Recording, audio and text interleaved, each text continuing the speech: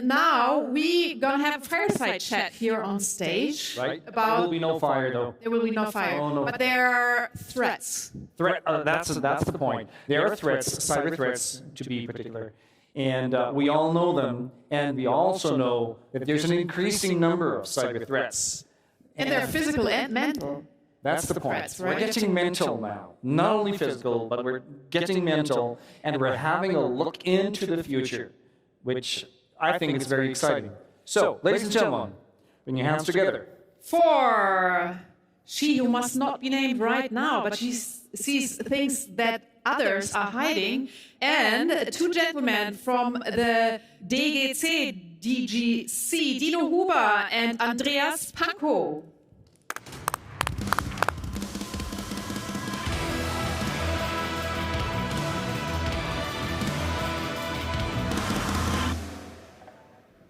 Hi everyone, welcome. My name is Dino. My name is Andreas. We are from DGC, would like to say welcome to all of you here at CloudFest 2022.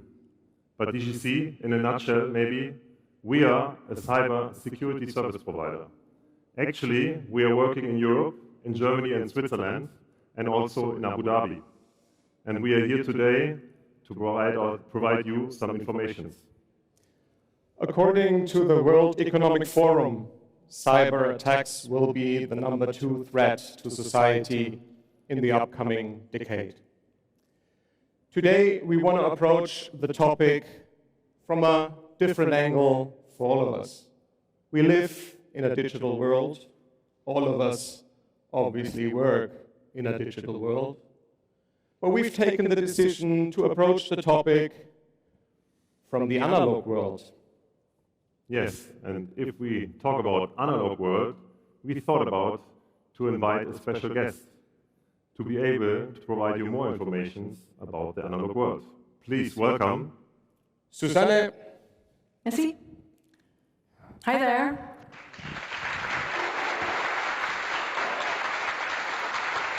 My name is Suzanne, profiler Suzanne, and if you need my help, your karma is way out of balance.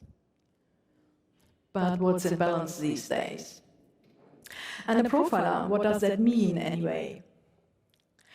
Most of you know the term from early evening series, or at best blockbusters like Hannibal Lecter. I'll clear it up, and as it should, of course, with a criminal case. A real case from the past.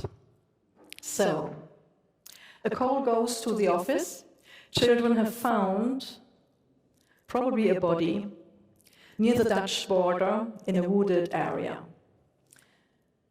So hectic breaks out when the investigation begins. So far, so good. You know that from television. What you do not know is that there are 5 types of investigators. First of all, the uniformed police come into play. And they move out to secure the crime scene. That's all. Nothing more. Because the actual work at the crime scene is reserved for the commissioners. And that's an interesting fact. Someone is slain, and the only investigator you can recognize is uniformed police doing nothing,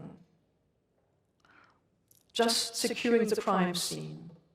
So the experts start with the commissioners for hot cases, true hot cases. And there they come with civilian clothes, so as not to attract too much attention while investigating the crime scene. And what becomes clear quite quickly is that this is not the crime scene, but the place where the corpse was deposited. And what FIU, Forensic Investigation Unit, is digging up is a woman around 50 who was downright massacred somewhere, and then buried in this piece of forest. The commissioners check all the traces that FIU finds in order to figure out who was it, who did that. And most important part, they determined the data of the dead. and the worn-out classic, for sure. By default, they look around the dead, meaning her surrounding and social environment. They found out that this woman was, a politician's assistant. Well, if you look at politics nowadays, you can understand that you get into a rage, but not quite so badly. And you would aim at the politician, not at the assistant. Forensic medicine found out that the woman was killed with 30 blows of the axe. This looks and sounds very emotional. That sounds to be a relationship act. So in the next step, the civil servants look around in the private environment of the slain and find out that she had an affair with a man who is married for 29 years. Well, of course, they'll go there now to ask him questions. But once there, his wife confronts them and confesses the deed. So far resolved so quickly. They hear her husband's mistress mocking them for over 2 years, and that she has wanted to talk to her, and then probably freaked out. Understandable. But where did she get the axe from? Well, she doesn't know that either exactly, but that's the axe from her husband's, which she must probably brought from home. That's suspicious. And yes, the commissioners are very suspicious. And of course, they've pulled the wife's data from the office, and they're quite shocked. The wife, standing in front of them and confessing the deed, is a blank slate. But her husband is not. Her husband has been jailed for 30 years through several convictions. And the commissioners are sure he was it. But the woman remains immovable. With her statement, it goes for 12 years in jail. By the way, she's 60 years old by then. Her husband is getting away with it. He's innocent, he says, but no one can believe him. On the contrary, he is blamed for putting the blame on his wife to protect him. He protests his innocence. His only fault was the affair. But was that really it? Had the commissioners not died so quickly, admittedly a comfortable result, but if they hadn't died that quickly because of the wife's confession, there might have been a chance for all of them to clarify the matter precisely. It is such cases that cause a headache to an investigator, bring you sleepless nights, and never let go. But unfortunately, that's the law. You've done everything right, and it feels terribly wrong.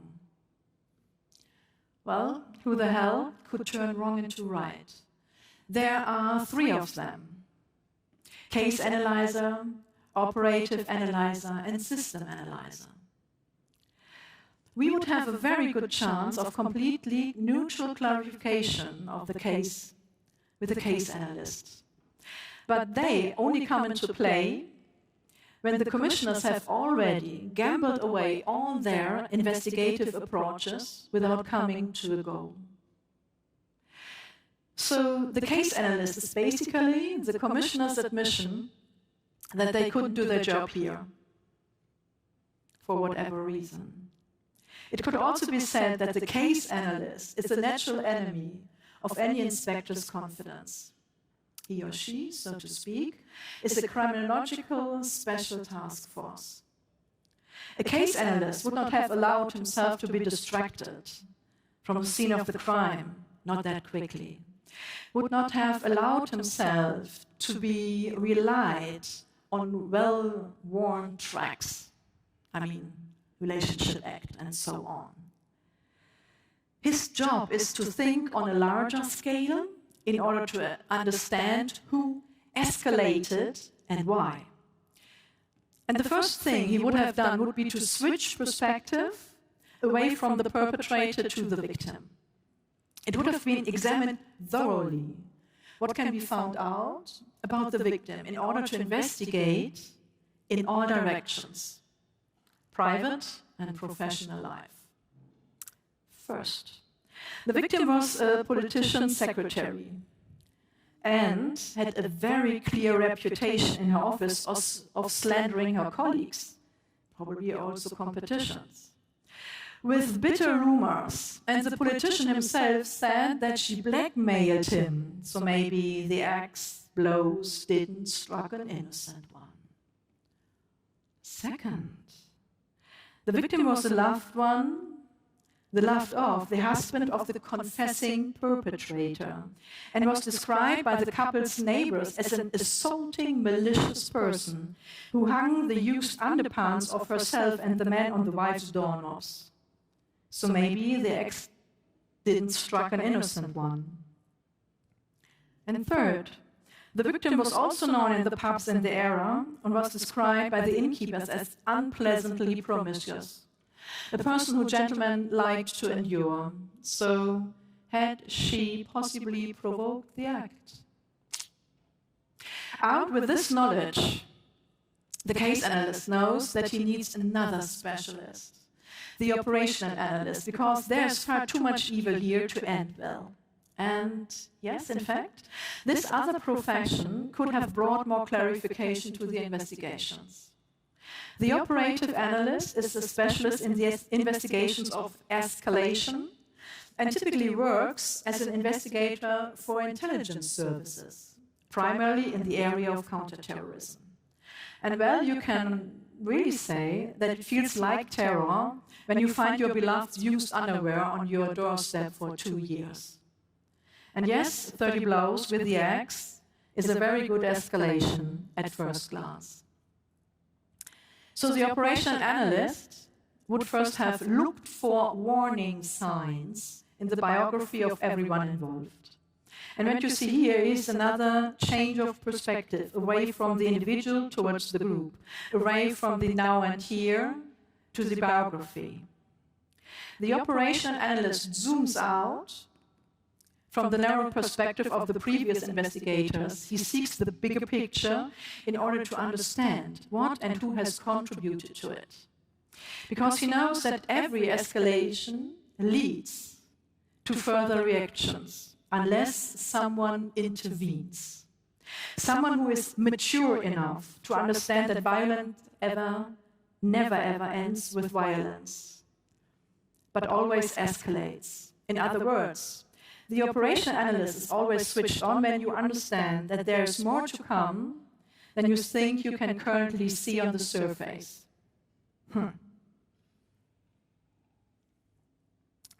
But with all due respect, what else should have come? After all, the beloved one is dead. You can hardly get more dead than dead. Well, it could have been dismembered, but the 30 blows with the axe is probably exhausting enough for the perpetrator to balance out emotional pressure. So what should come next? Well, the husband is still at large, isn't he? Maybe it was him after all. Remember, he's not a blank slate, and it could happen again with another woman. You can bet that an operational analyst would have a few questions in such a case. First, why don't the spouse clarify the humiliations among themselves? Why does the wife have to deal with her opponent herself in her need? And why doesn't the husband get the situation under control before such a horrific act occurs? An operational analyst would have asked him. He would also have asked him why he was cheating. And then the husband would have said, he looked for new border experiences with a 12 years younger woman. Well, that sounds like a midlife crisis, occurs in the best families, but in the late 40s, and he's around 60.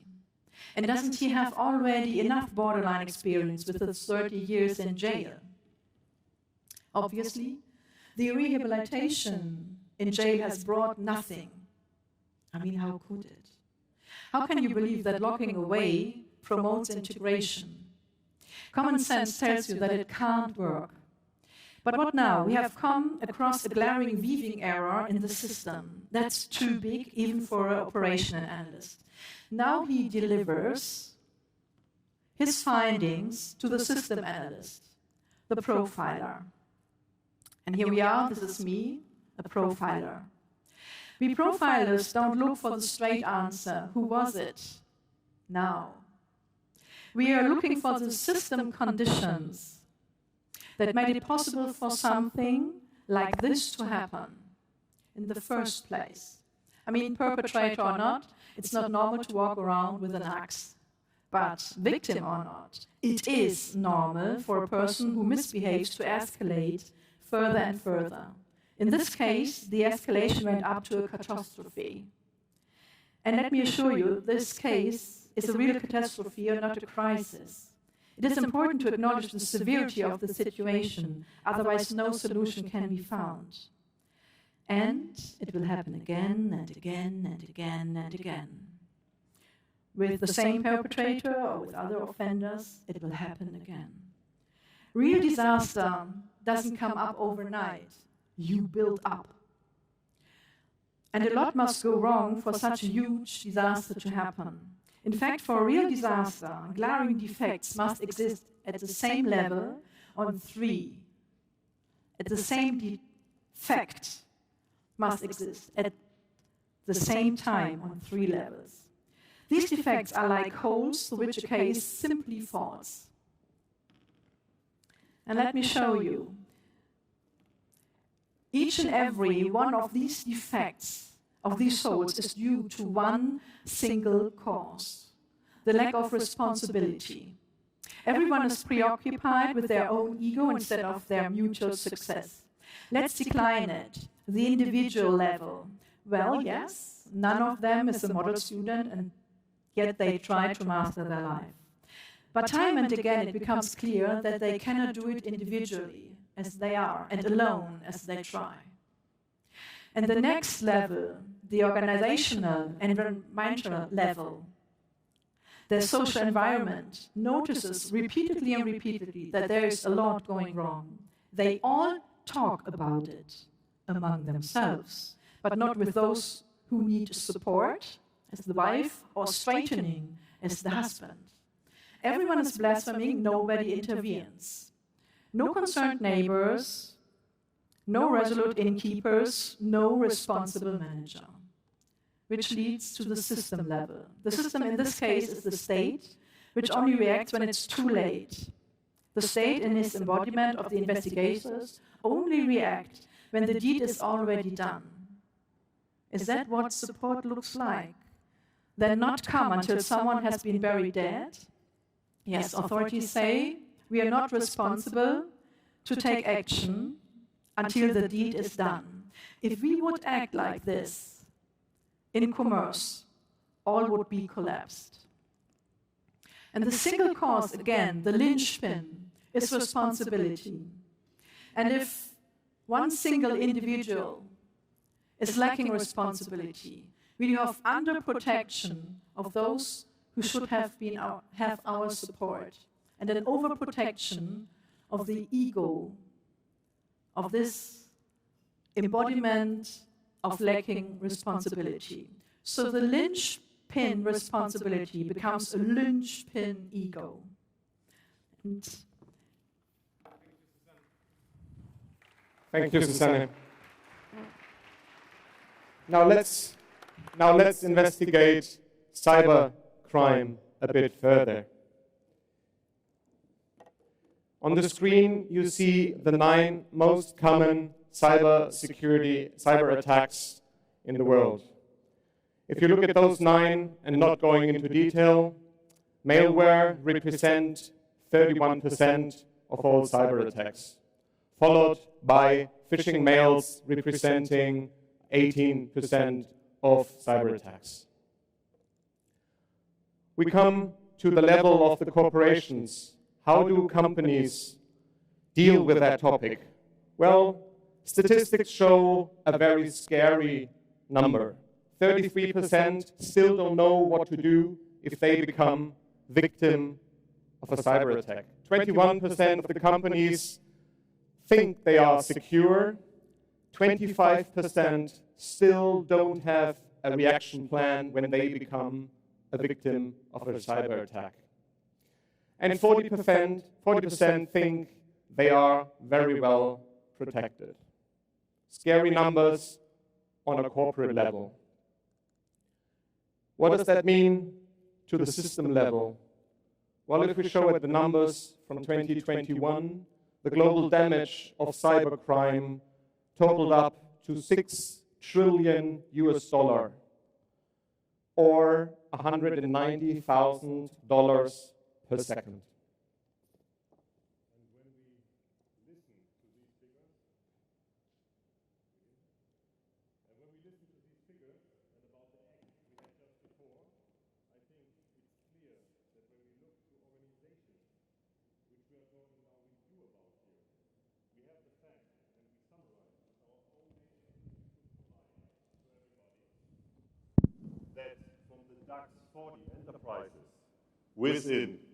Thank you very much. With the DAX 40 enterprises within Germany, we have round about 600 critical vulnerabilities available today. This data is 2 days old. So it means when we look to an organizational level, when we look to the vulnerabilities, just the critical ones we have identified, we see that it's necessary that somebody is going to act. And another topic on that is that we have more than 400,000 leaked data informations just about these 40 enterprises within our database. What does it mean to us? And what should it mean to you? And that's why we are here. If you would like to know what about your situation, please visit us at our booths. We can make a quick check of your infrastructure, external of course, and we are happy to share these information with you to be able to make everything transparent for you and to help you to get better. Thank you very much for listening. Suzanne, Andreas, thank you very much.